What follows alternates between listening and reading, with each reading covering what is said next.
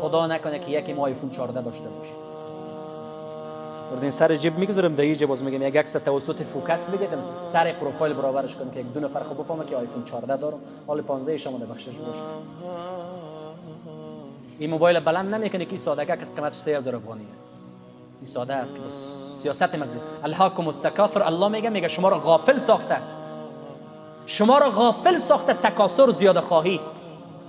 و موبایلم بگیریم، موبایل آیفون باز تو بگیریم با یعنی سیستم یک انگشترم در این طرف انگشتر نقره باشه قیمتش 20000 افغانی باشه.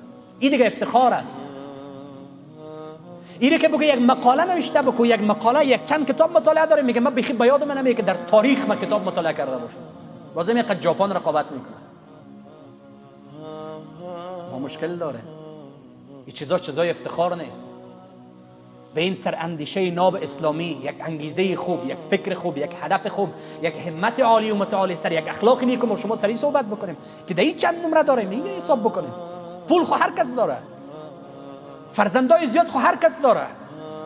در بین فرزندان چقدر انسانیت رعایت میشه، در این وطن چقدر انسانیت و اخلاق وجود داره.